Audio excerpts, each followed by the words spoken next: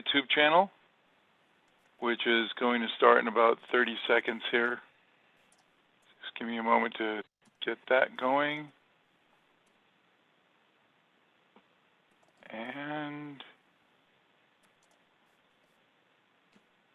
it should be working.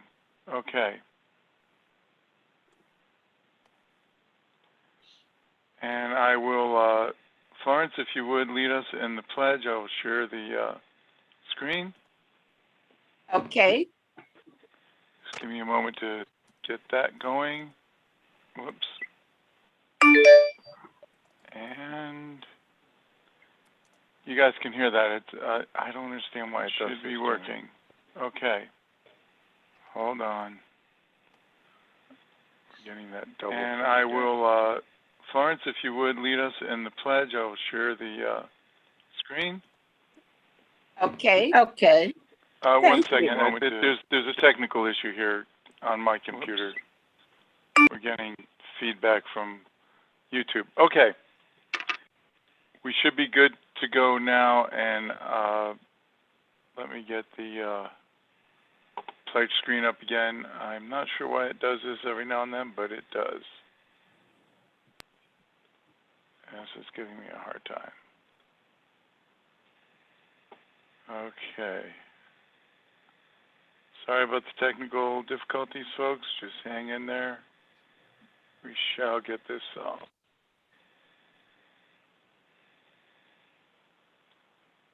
Okay. And two more clicks of the mouse, and we should be good. Okay. Florence, if you would lead us. Yes. Good evening, everyone. Let's say the pledge, please.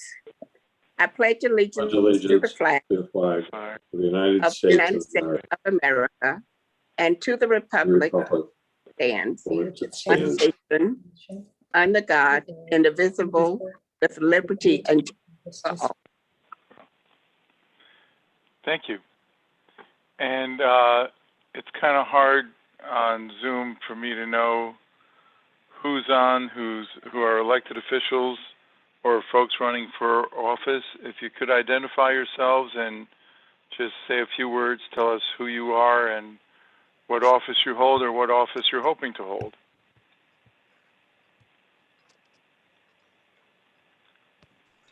I guess I'll go first. Hi, everybody. State Representative Tracy McCreary, representing District 88. I'm in my last term in the Missouri House, and I just announced on June 7th that I'm going to be running for Senator Jill Shoup's open Senate seat with her support and endorsement.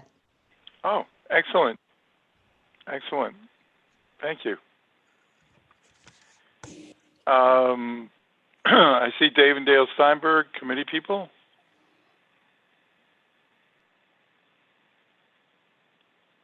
If you wish to introduce yourselves or not, you're muted.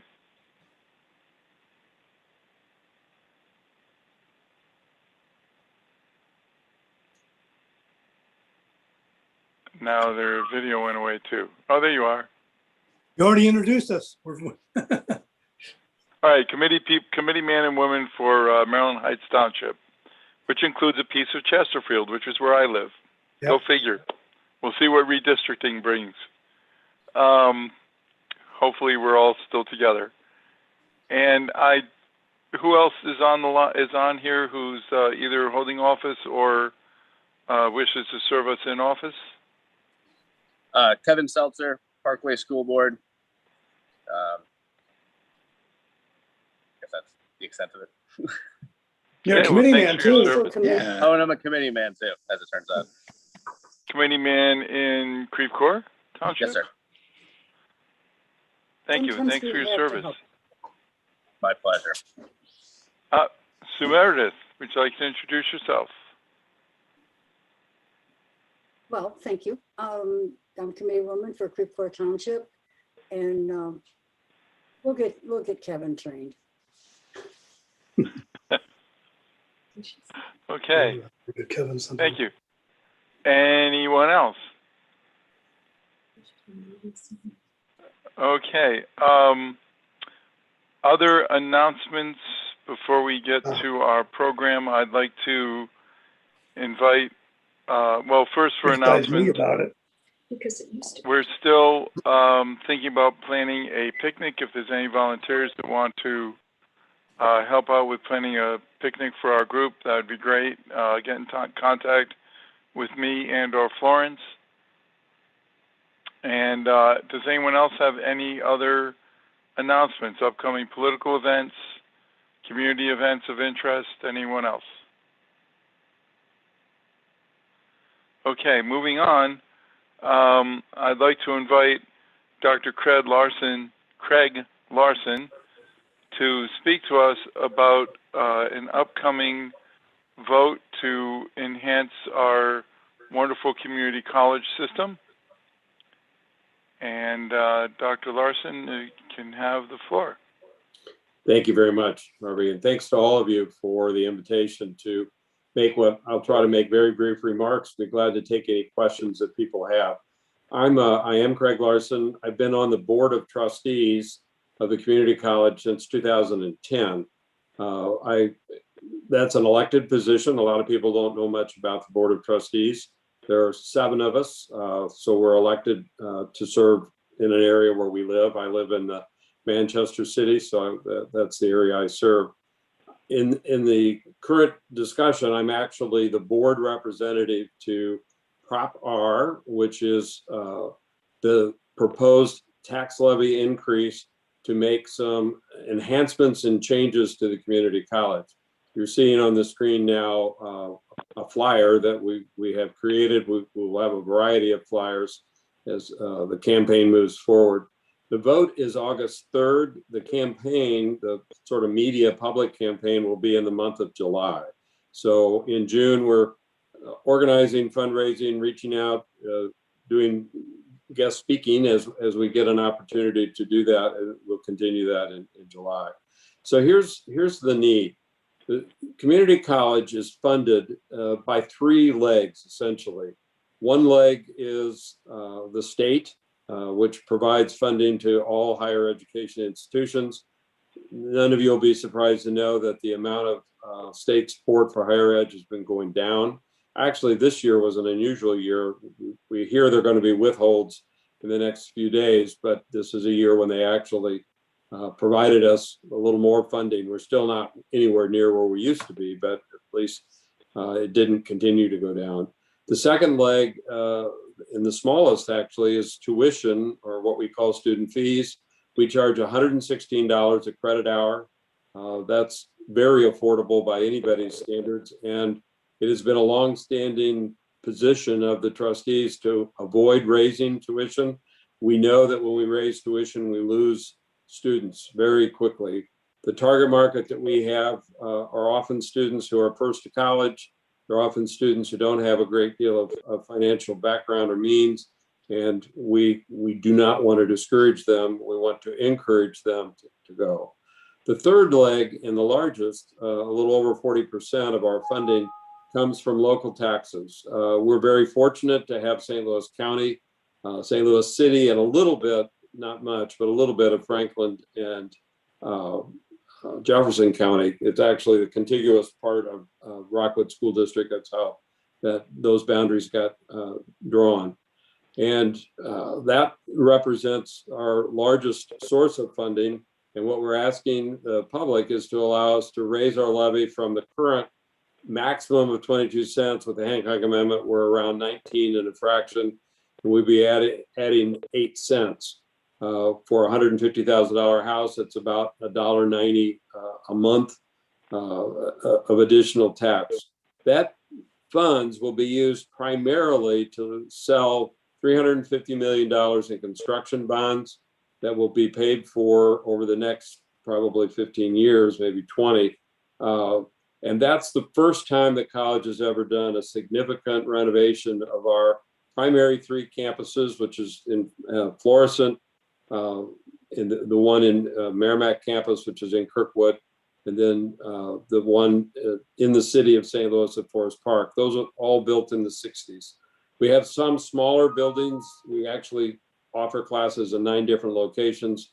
Most of those don't need any significant renovation, but the main campuses do. The real focus of our work is not just the physical rebuilding of the campuses or renovation. It's actually aligning our current programs to those that our employers or the college reaches out to many of the employers in the region as partners. And they're telling us we need more nurses. We train now a little under 500 nurses a year. There are 2,500 open spots in the region. We would like to train 750, but it cost us about 3 times the normal tuition rate to train nurses. And we put them in a cohort of 20. It cost about $1.5 million to get the simulations and the equipment and so forth we need for that cohort. So we have gradually raised the number of nurses we can train over the last 7-8 years, but we'd really like to add again half as much as what we're currently doing. We do work with IT, we do work with biotechnology, and these are not things that our campuses were built for back in the 60s and 70s, including nursing. We now offer a full program in respiratory therapy, including a BS degree. One of the first times community college in our region is offering a full undergraduate program, and that was in collaboration with MU. They didn't want to stand it up, so we're doing it at the community college level. Our primary focus is to help the citizens in the region get a good job. Think about what kind of training can get you to that next level of employment, and we have advisors that help with that. As I said, we have partners that work with lots of our businesses. We have a long-standing program, long-standing program with BJC, some of the larger employers in the region, and lots of little companies. We're absolutely available to say, what do you need in terms of training? We'll either provide that as a certificate, we'll provide that as a set of courses, or we can help stand up an AA degree. One other thing we've really been expanding that these funds will be able to help us with is we now have an extensive program with every high school in the county doing dual enrollment. And that dual enrollment allows students to start college while they're still in high school, typically in their junior and senior year. They can use those credits anywhere in the state. So they can start college while they're in high school and then take those credits to Mizzou or wherever they want to go. Or they can come and stay at home and finish at Flow Valley or wherever they've started. We now have so many students doing that we're giving out several hundred, we probably haven't gotten to 500 yet, students an AA degree at the same time they graduate from high school. So it's really a wonderful way to help them move right towards a good next step in their life, which might be going right on into a 4-year school. It might be using that AA degree to go to work.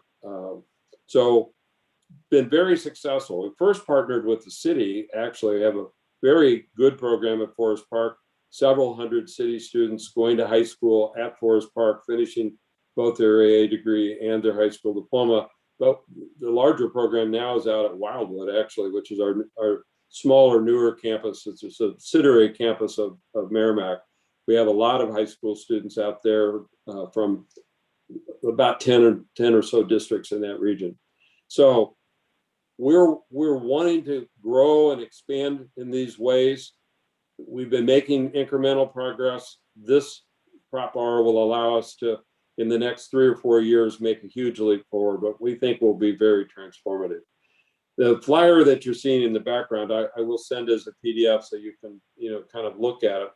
The campaign is being chaired by Chancellor Emeritus of Washington U, Mark Wrighton, who's been very involved in the whole issue of workforce development since he retired from WashU. He's still a professor there, and he's helped Greater St. Louis Inc. develop what they call the Jobs 2030 program, and he's picked up this assignment because he thinks it's exactly the right next step to expand especially middle skilled jobs, which are in such demand in the area.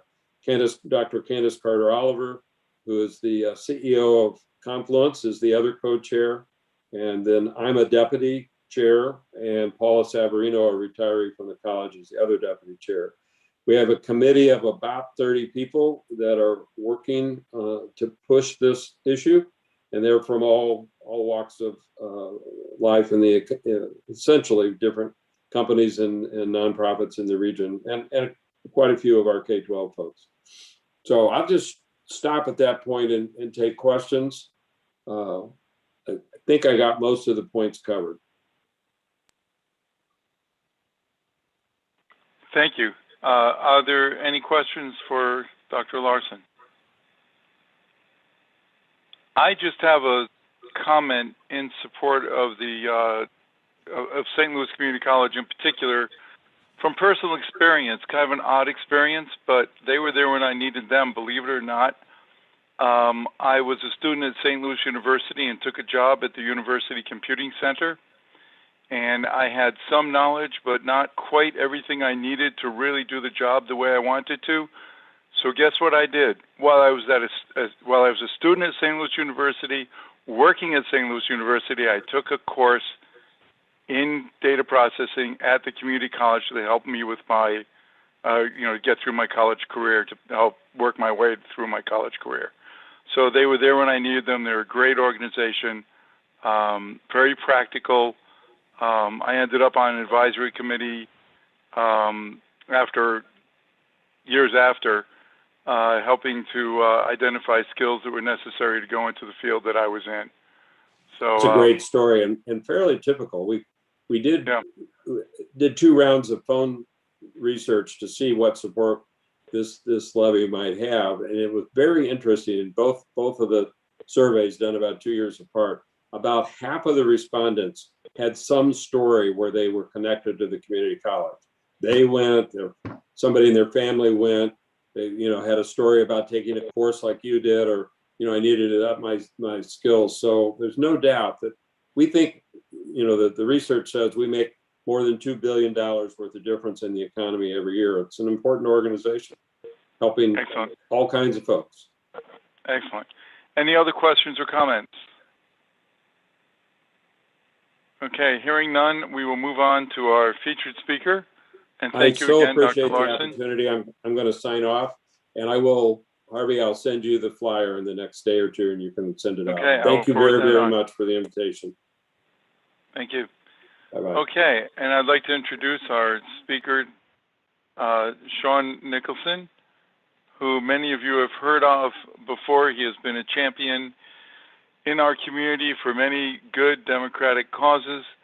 He is currently principal at GPS Impact. He was the campaign director for Clean Missouri from 2017 to 2020, which was very successful until our legislature pulled the rug out from under it. And previously, he was the executive director of Progress Missouri and Fired Up Missouri. He is resident in Kansas City. And Sean, the floor is yours. Yeah, thank you, Harvey, and thank you, everyone. It's good to see some old faces and old friends from past fights, both clean and before that. I come tonight with a few updates on what's happening with redistricting. I'm going to talk a little bit about some updates and some speculation about what may be happening on the congressional side, and then also going to talk about the commission process by which we will get House and Senate maps. Those are processes that will work at the same time, but they are different with different rules and different, just who has power and how those levers get pulled is a little different. But there are some overlapping pieces and dynamics, and then there's some overlapping data sets that we'll be getting soon from the Census Bureau. So I'm going to talk a little bit about some big picture timing considerations, things that are coming up. And then I'm going to talk a little bit about a preview of bad things that folks should be on the lookout for, that we'll be watching for, and how folks who are trying to rig the game, regardless of party, may be going about trying to do that. And then we'll offer some suggestions and tips and opportunities for ways that you and other members of the public can be engaged in the process to do the best we can to get a good outcome, the best outcome possible, for maps that accurately and fairly represent our communities, our families, so that we can have the government that we deserve. So just a little bit of how we got, what has been happening and how we got to where we're at right now in late June. So there are two data releases that drive and impact the process, the calendar in Missouri. So data dump number one is just the simple how many people are in every state. That how many people are in every state determines how many congressional seats get allocated across the country. And it also kicks off the House and Senate Apportionment Commission nomination process. So that happened back in April. And then there's a second data dump, which has all of the super fine grained detail of how many people live in every single census block in Missouri and around the country. It is that second set of data that has how many humans with all the additional information that the Census Bureau has collected that is required for redistricting to happen at the congressional level, at the state house, the state level, countywide district redistricting requires that data. St. Louis City aldermanic redistricting requires that data. That is expected to come around August 20th at this point. It's a little bit squishy when that release is going to happen. It's a little bit, so it'll be the full accurate data, but it's going to take a couple of days for all of it to get filtered out to the different states because of the way that it's expected to be released. It's a little bit later than normal. It's not, all things considered and all of the challenges notwithstanding from the pandemic, the Census Bureau has been working overtime to get all that together. So everything's bumped back just a little bit. What that means for how the timeline will play out in Missouri is that we're expecting a special session to get called. We don't know exactly when that will be. Could happen in September when the legislature's back for other stuff. Could be in October. We'll just have to see. I would also say based on how some of the folks in the majority are fighting with each other right now on other issues, when that special session gets called may have a lot to do with when they can reach agreement on some of the details. In 2010, the power dynamics were different than they are right now, certainly different than they were in 2001. The supermajority can pass a new congressional district plan with or without Democratic votes. If they can all get aligned, they don't need Democratic votes.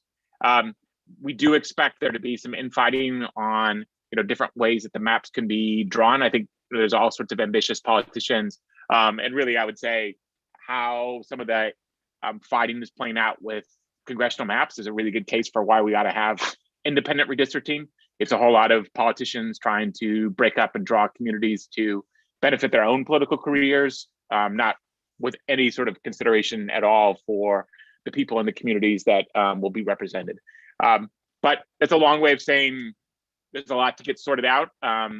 Ways that different factions within the majority may fight with each other will determine perhaps what some of that final map will be.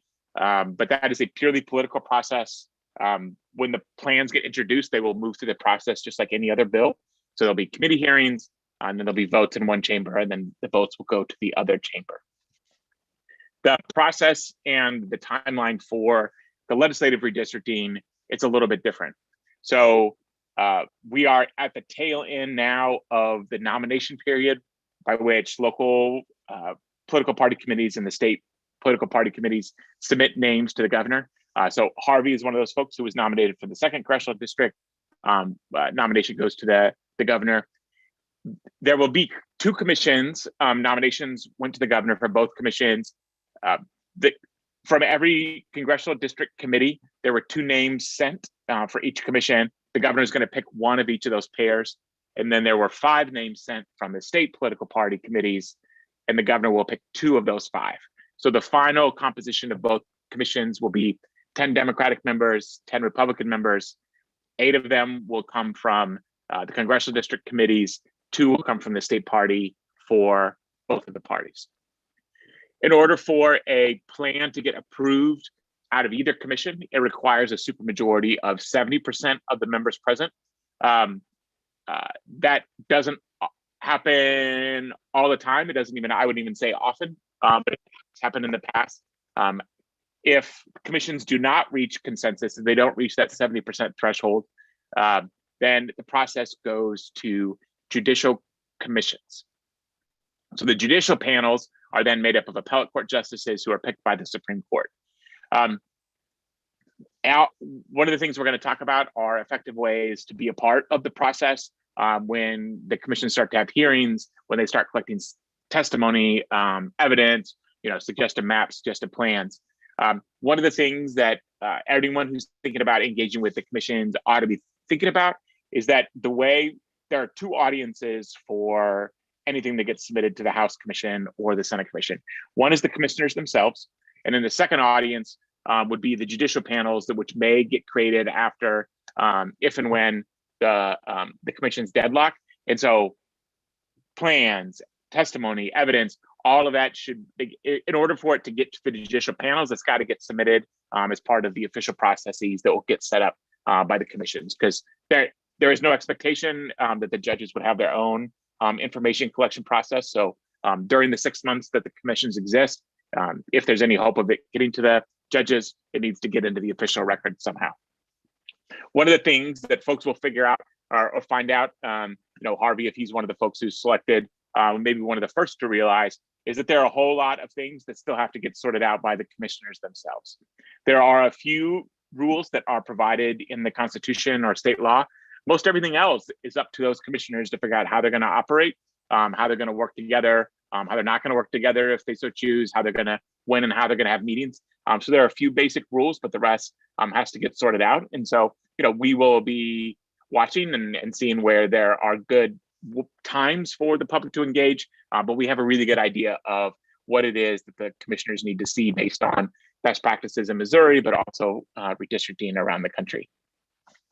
So in terms of things that we should all be on the lookout for, from actors who are trying to rig the game to either protect unfair political advantages or rig the game to advance the interests of a particular candidate or faction or something like that. So the playbook, whether it's wherever it is, Missouri or anyone else, is pretty much the same.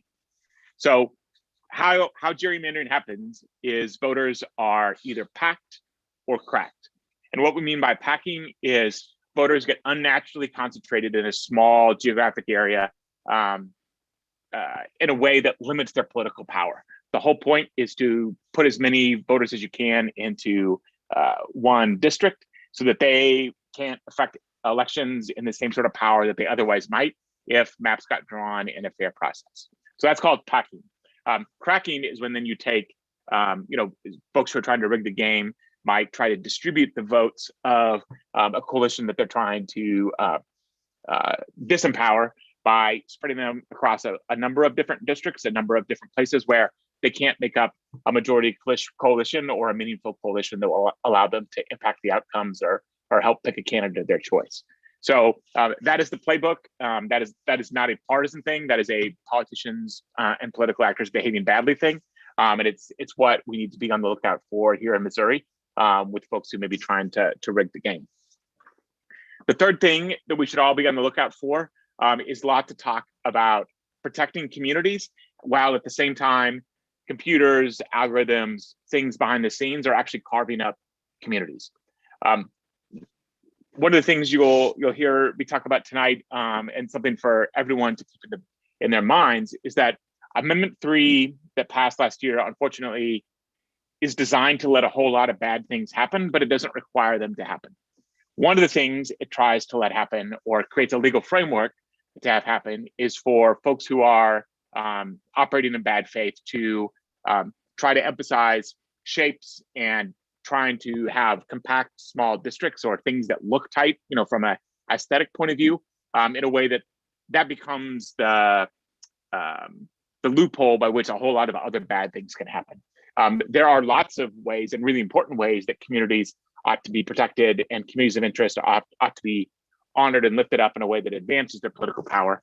But one of the things that we should be on the lookout for and watching for are folks who say a whole lot about communities and pretending to care about communities while they're actually carving up neighborhoods, communities that do exist, with actual communities of interest in a way that advances the interests of those politicians or other kinds of parochial interests.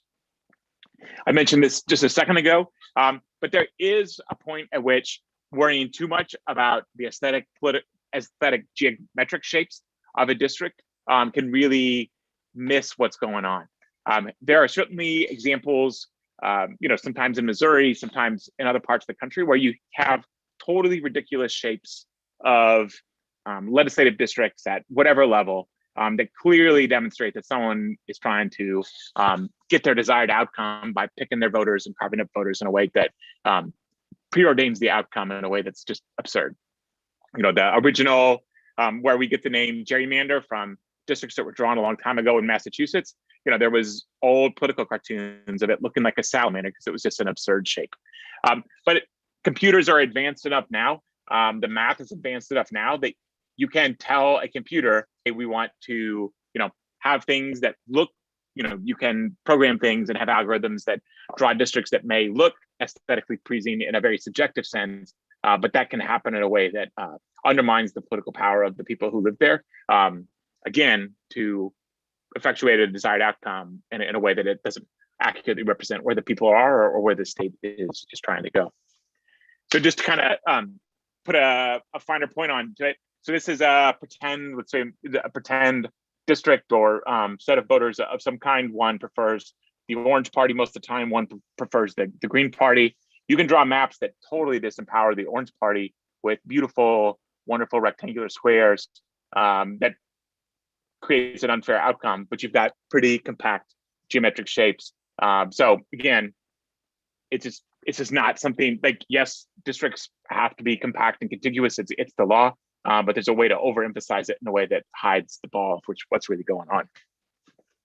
And then the other part of the playbook, and this happens across the country, is you get some incumbent politicians of one party to sign off on a gerrymander that may benefit the other party because it makes their particular re-elections easy. That can be a tempting bargain that happens across the country, across party lines.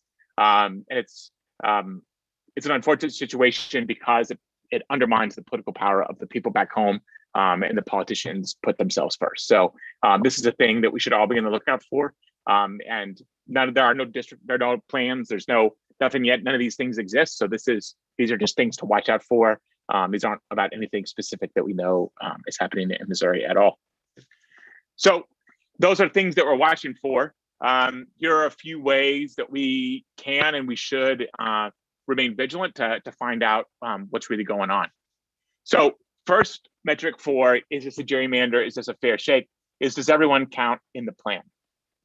The sponsors of Amendment 3 were very clear last year that one of their goals was to make Missouri the first state in the country that draws maps based exclusively on the adult citizen population of the state rather than the total population. Missouri's been counting everyone in our maps since the 1800s.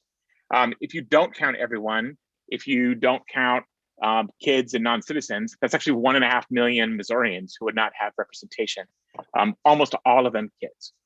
2% of Missouri are immigrants. 23% of Missouri are kids who aren't yet 18. And so one of their explicit goals is to draw maps in Missouri based on 4.5 million Missourians instead of all 1 million that are going to be. This is a nasty and intentionally awful plan that would have the known effect. The folks who designed this idea, who have pushed it, knew this years ago when they started talking about this idea.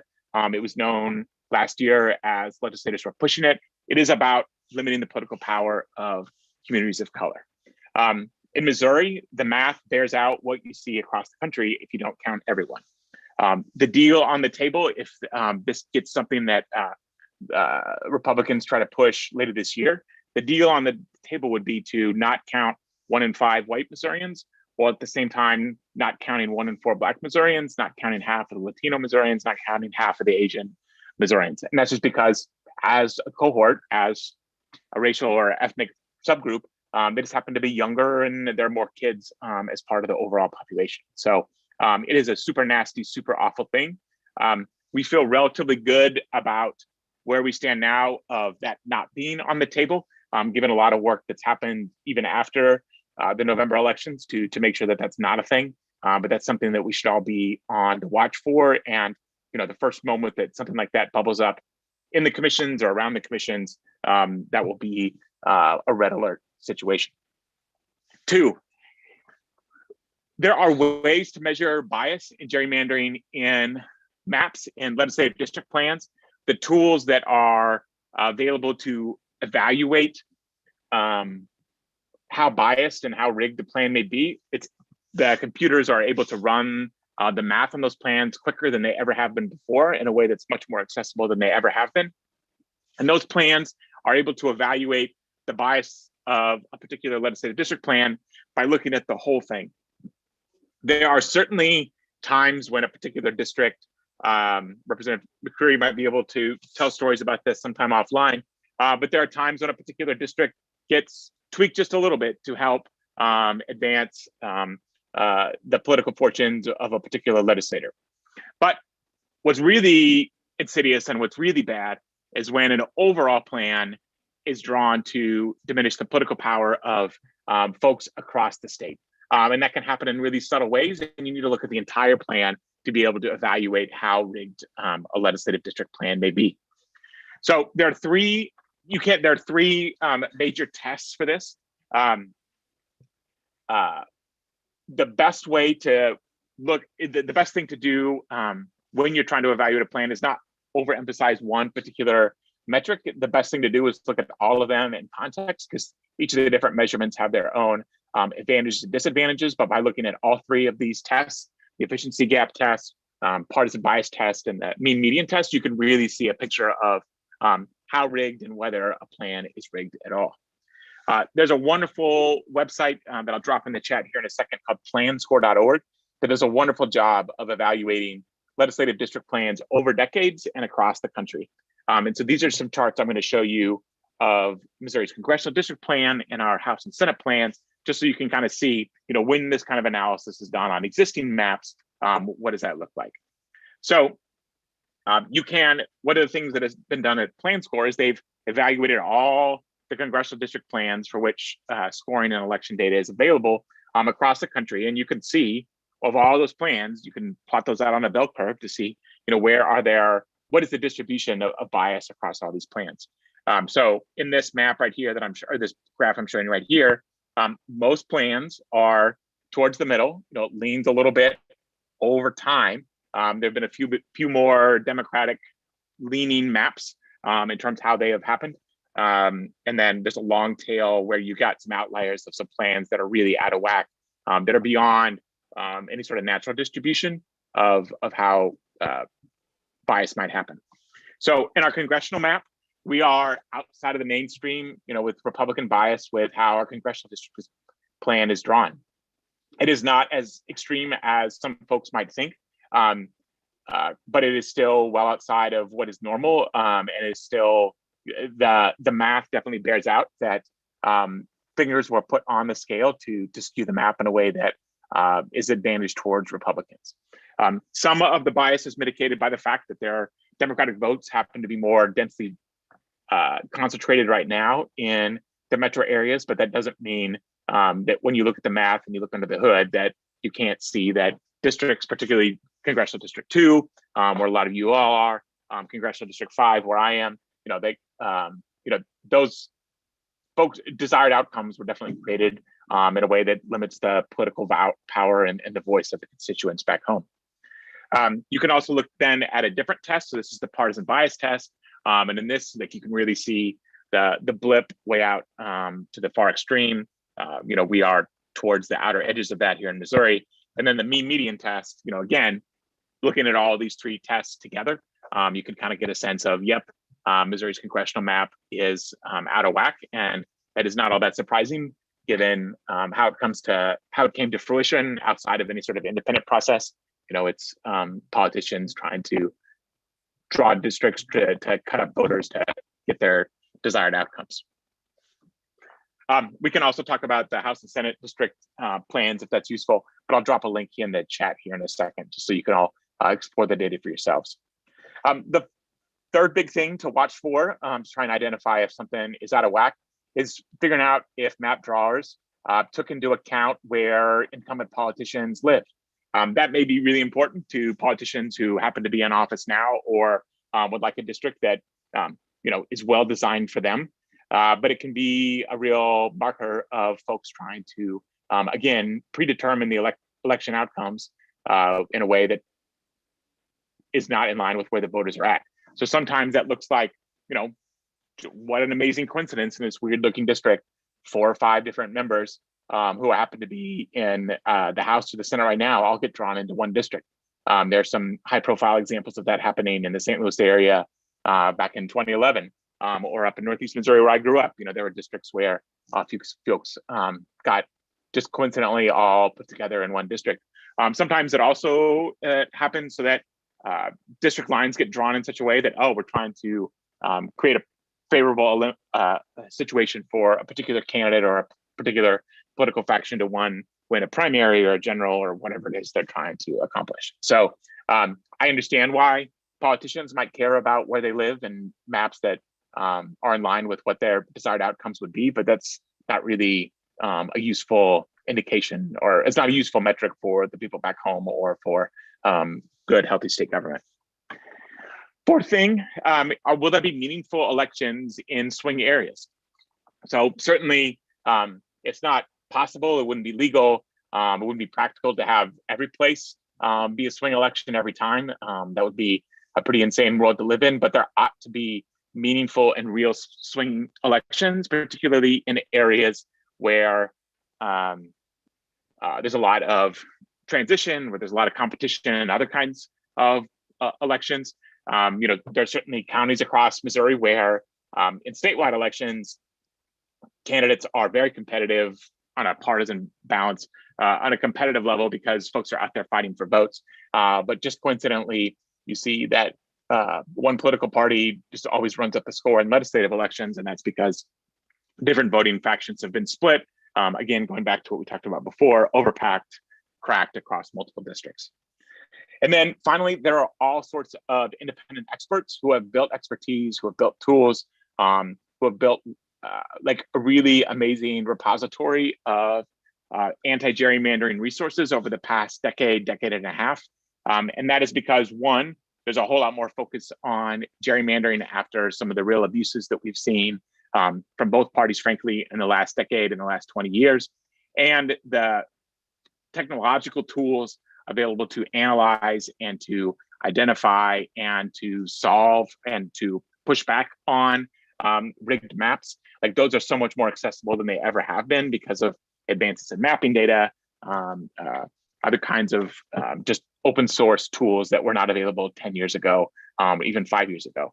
I think probably last time maps were drawn when we had to go someplace, we probably printed out something on MapQuest, and now there's mapping software built into all sorts of commercial tools, but also built into a number of really amazing nonpartisan redistricting tools that anyone in the public, that map drawers, that stakeholders can use to draw good maps and to evaluate plans that come forward. So it's really exciting in that sense. This is going to be unlike any sort of redistricting process in the past for a variety of reasons. One, we've got some new rules on the state legislative side that will get shaken out. Two, we have an electorate and a citizenry that is far more engaged and knowledgeable about redistricting than they ever have been. But the third big reason is because the technology is so much more accessible, so much more democratized with small d perspective than it ever has been. So those are the big pieces that I wanted to share just at the outset, but we'll be happy to talk through any questions. Harvey, I don't know if I should kick it back to you to quarterback the Q&A, but hopefully that gives a preview of what's coming and what to watch for, and happy to talk through any questions that folks may have. Okay, well, let's see. Are there any questions that people have? If there are, just go ahead and speak up or raise your hand if you want. While people are getting unmuted and stuff, I do have a question for you, Sean.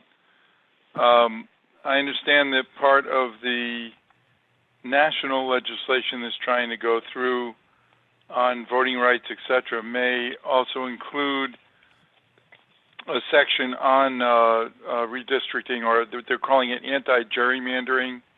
You care to comment on that and the possibility that may actually get through? Yeah, so certainly in what passed out of the House and even in the more stripped down legislation that looks like it may have a life in the Senate, there are very real anti-gerrymandering provisions. I think the exact details of those still have to get sorted out. One of the things that would be very useful for Congress to do is to create a legal standard for unfair bias that would create a way for people to act when either commissions, other kinds of redistricting bodies, legislators, like we can measure bias. Like if anyone tries to tell you that gerrymandering is just in the eye of the beholder, and it's all totally subjective, like they are trying to dupe you in that. Like we can measure bias, and we can see when Democrats do it, we can see it when Republicans do it. So I think my hunch, based on everything we've seen from Senator Manchin and Senator Sinema, is that it's probably going to be a stripped down piece of legislation if there's a path forward. But I think federal action would be extraordinarily helpful in setting some guardrails to stop abuses from happening across the states. Excellent. Elizabeth Rahal, you had a question? Yeah, I was just going to ask you, how do you actually determine what is fair, right? So if you sampled sections of St. Louis City, clearly that's mostly Democratic. So it's not like you're looking to balance Democratic and Republican. How do you know what fair is? And I know District 2 is not, and frustratingly so, but I don't know what fair actually looks like. Can you describe that?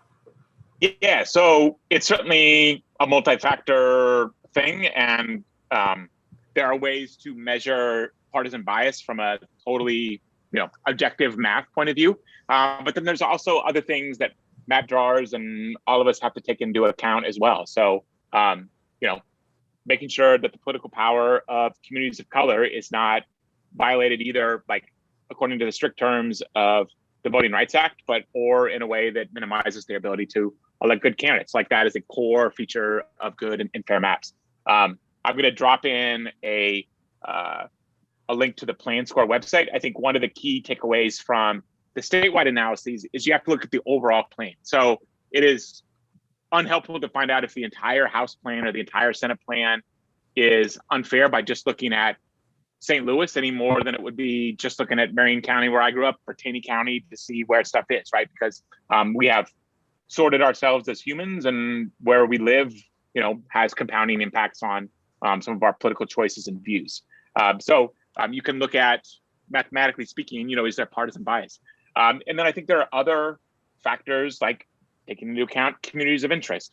Are there ways to build coalition districts where different coalitions can come together to elect candidates together? So that may sound like an evasive answer, but I think, the honest truth is there are multiple factors that Harvey and his colleagues and everyone else who are looking at maps on the commissions might have to look at. But, all that being said, there are some clear red flags of like, hey, people have really tried to abuse one of the three pillars or one of the four pillars in the service of something else. But yeah, and one of the things you'll see at the Plan Score, just to drive that home, is like, it's the whole overall state plan that happens. So, if someone was trying to gerrymander Missouri, like on the congressional maps, like we may have seen some pieces that popped up in the last couple of weeks. The goal will be to try and overpack, one or two particular districts across the state, and then distribute,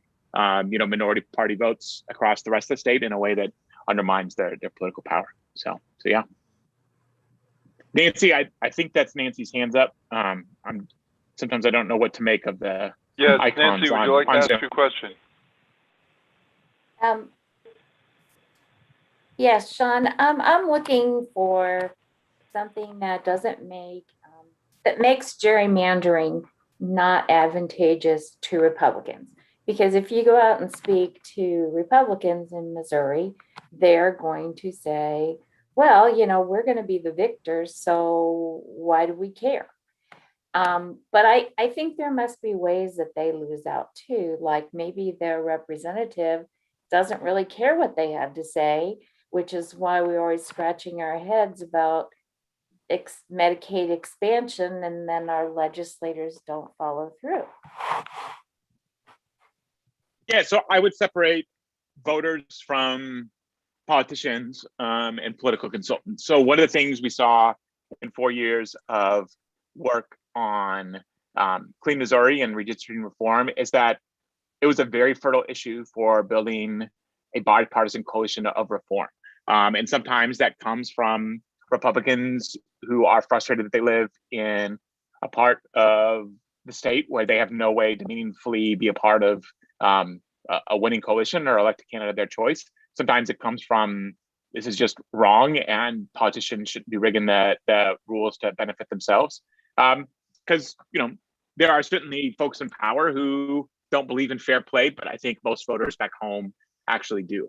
And so I hear where some of that frustration can come from. Also say to either Diana or Dick, whoever asked the question there, the most important thing for all of us to be doing now is to be engaging with the folks who actually have power and our stakeholders in the process from here on out. So, there is no statewide campaign or public campaign that is going to change the rules in the next little bit. What we can do is be engaged in meaningful ways that will be persuasive and effective to the stakeholders on the House and Senate commissions or to the judicial panels that come after that. So specifically, that looks like being a part of a community mapping project that is happening around the state now with a lot of nonpartisan organizations. So you can learn more about that at openmapsmo.org. There will then be opportunities to engage with the commissions themselves by talking about what is important to you in the map making process. With luck, there will also be a legislative district drawing contest with real prizes to show everyone what a variety of different maps could look like.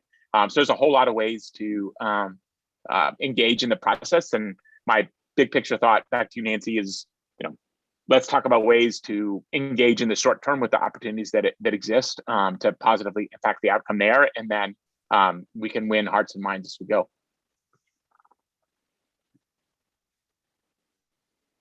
Okay. Any other questions? Anyone raising their hand that I don't see? Just unmute yourself and speak up. Is Sandra? Sandra. Yeah, I have a question, Sean. Yeah. It's just so unfair. What can we possibly do? What can we do now? About gerrymandering, about the unfair policies that they use? Yeah. So I'm going to drop in a link to, so the most useful thing that I think anyone can do over the next couple months until the redistricting data comes from the census is to be a part of the community mapping project. There are trainings and activities happening across the state with organizations across all corners of Missouri. I just dropped a link in. What that community mapping project is doing is, before we get to the business of worrying about where individual lines are, the goal is for folks from around the state to say, this is where my community is. This is our community of interest, where my neighborhood is, where my part of town is, in a way that then can be amalgamated, synthesized into a report into sample plans that will be coming from an academic team later on this year. So that is one thing that is super helpful, and we think really could really help positively impact the outcome over the next little bit. After the data starts to come out, then I think it's being engaged in the official process. And there will be more to come on specific ways to do that as the schedule and the details come together in the next little bit. And then Lois had a question. So how does the census of 2020 impact our congressional district count? It doesn't. So we were one of the states that didn't gain or lose a congressional district seat. We've got certainly new population totals, and the new ideal population of each district will change, but we're still sticking with the 8 congressional districts. Alan, did you have a question? Yeah, so this is a really theoretical conversation right now.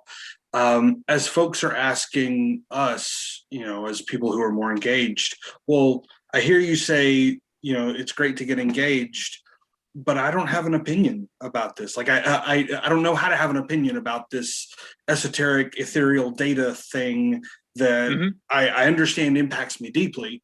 what can we say to them on like how to learn about it, or how to form an opinion when you enter into this question with a blank slate? Yeah, so I think that's actually one of the powerful, beautiful things about the community mapping project that's happening is that folks aren't invited to go say, hey, what do you think a House district ought to look like, or Senate district? The ask is like, where's your neighborhood and where's your community? Because that is a thing that we all know. We know where we might have neighbors and community members, and we've got a shared interest in things that we need more of from Jefferson City or less of from Jefferson City or from Congress. But you're totally right that this is an issue and a topic that impacts us all profoundly, but is designed to be inaccessible. That's not an accident by the folks who are empowered to make it confusing and not very accessible to the public. So I would say short term, being a part of the community mapping project, medium term, long term, I think there's a lot of really good organizations, many of them nonpartisan, some of them partisan like y'all, who are doing good work in and around the redistricting process to talk about why it's important and provide meaningful opportunities for engagement. Thanks.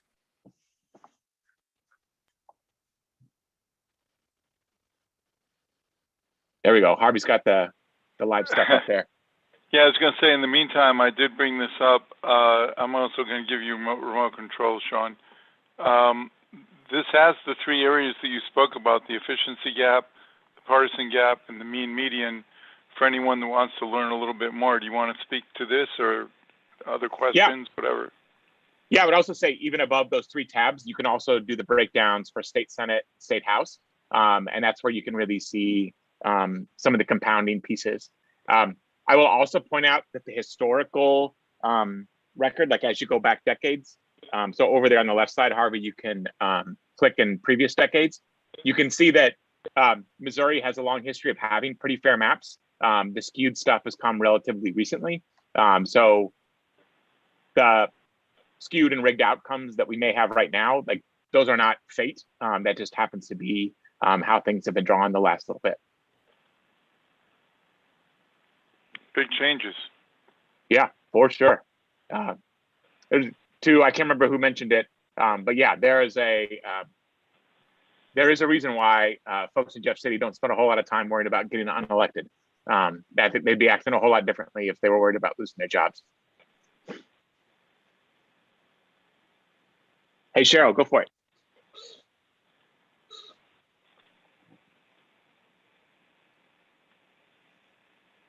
You're muted, Cheryl.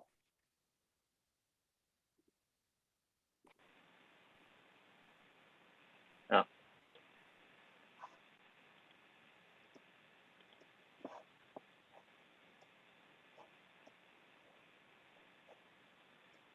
Well, Cheryl's fighting with her mute button. Oh, there we go. There we go.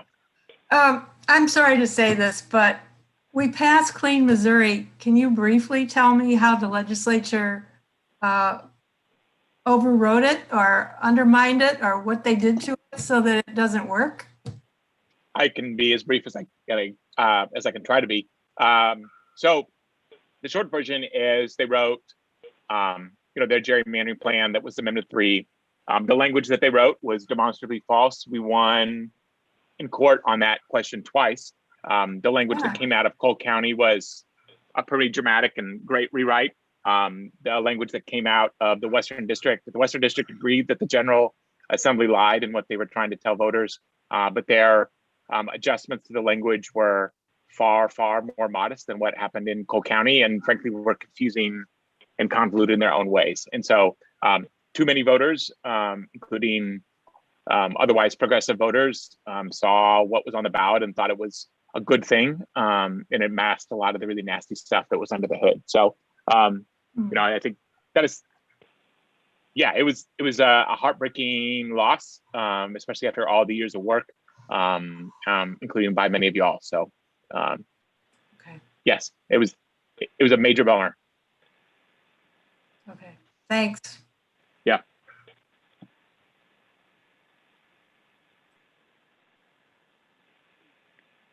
Any other questions? When will we find out if Harvey is going to be one of the winners of the lottery? Thank you for asking that. I'm not sure I would say that's winning, but it's going to be a ton of work, Harvey. That's what I've I think heard. very soon. I think very soon. So, yeah. Okay. Will you need any backup support or, what, other than, making our voices heard in various ways, is there anything tangible that we could do? Sounds I like think I it was a might need question to some you, help. Harvey. Yeah.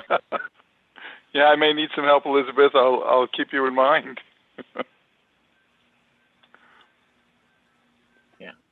Hey, can I just say a word here? Fire away, Judith. I just want to thank you, Sean. It was really a comprehensive and excellent presentation and a really, really worthwhile time. Great. Thank That's you. great to hear, Judith. Thank you.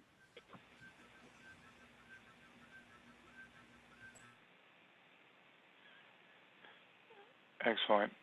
Well, any other closing comments, concerns?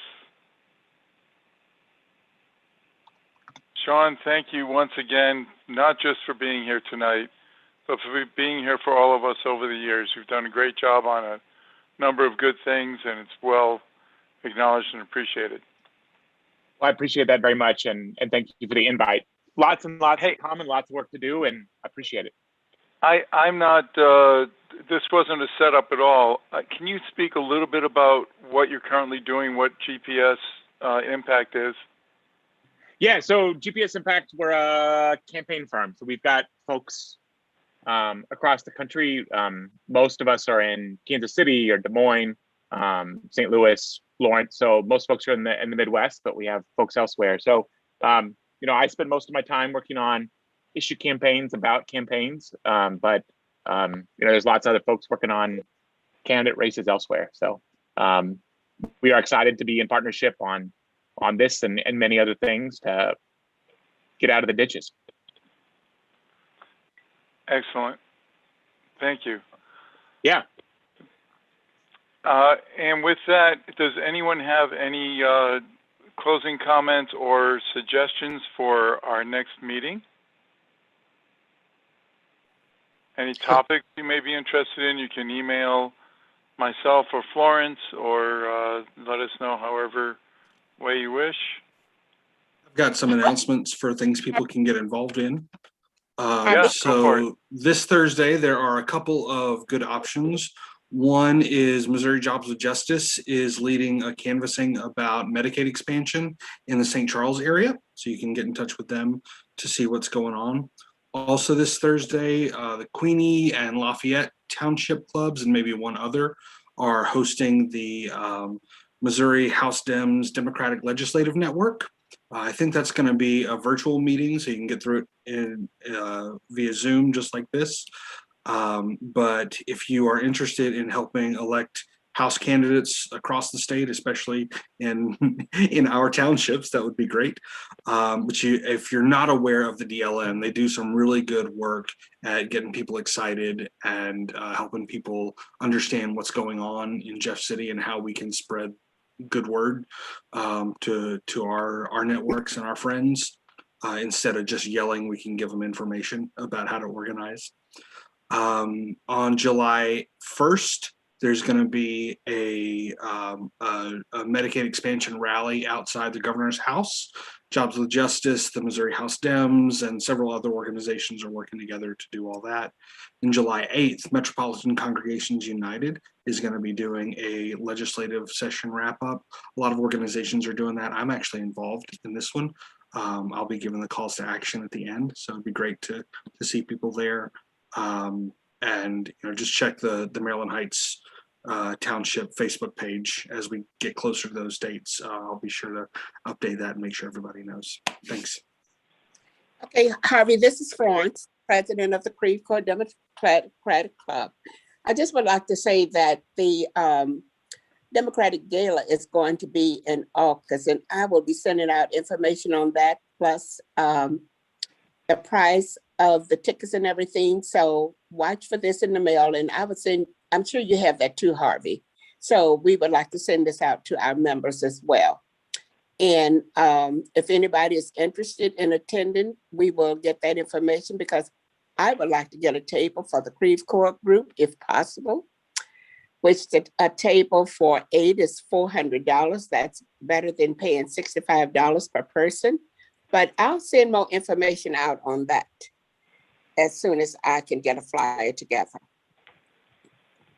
I wanted to see if it was possible to get an update from any of the committee people that are on to this evening, about things that are going on with the Central Committee right now.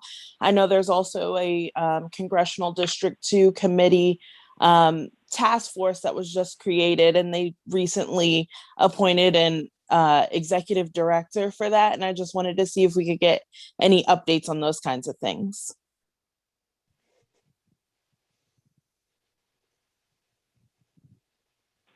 I will ask that group to have a speaker, not be our full speaker, but to have a representative talk to us at our next meeting. If available, I assume they'll ask the executive director to do that. But I will put that request in. That's an excellent point, that they're very active and organized. Well, also, Harvey, we are not having a meeting in July. Are we? We're going to look towards August to get this group together for the picnic in the park, if we can get people who are running for office. Isn't that what our plan was? Are we having a meeting in July? I hadn't planned to. Well, since it's over Zoom, it's kind of easy to do it. We can potentially do both. I don't think we really talked about it. Okay. We can still do the Zoom meeting.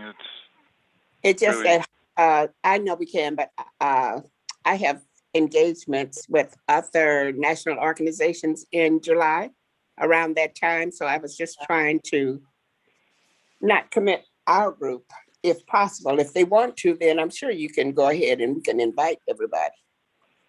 Yeah. But we'll talk about it. Let's talk about it, okay? Yeah, we'll talk about it. Watch your email for announcements, folks. Okay. Someone did put in the chat session to contact your U.S. senators again, if you already did it once, asking them to support the For the People Act, Senate Bill number 1. And also I want to acknowledge Alan, who has been doing our social media. Thanks again, Alan. Any other comments, questions, concerns?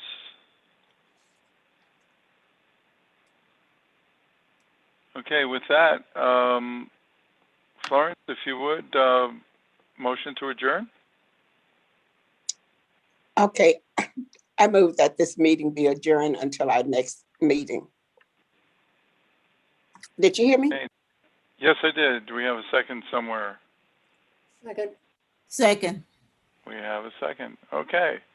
Thank you all. Stay tuned for what our next meeting is going to be. I may also send out a survey if we may send out a survey asking if people are ready to meet in person or not. I'd like to get some feedback on how comfortable folks are. We don't have a venue. That would be another issue. If anyone has a connection for a venue, a connection with a union hall, a connection with any type of venue that would be big enough to hold 40 to 70 people, that would be fantastic. I'm not sure if we can get our old meeting place back or not. I will check on that. But everything's changed with COVID and the reopening. So if you have any ideas for places to meet, please forward those as well. And thank you. See you all next time.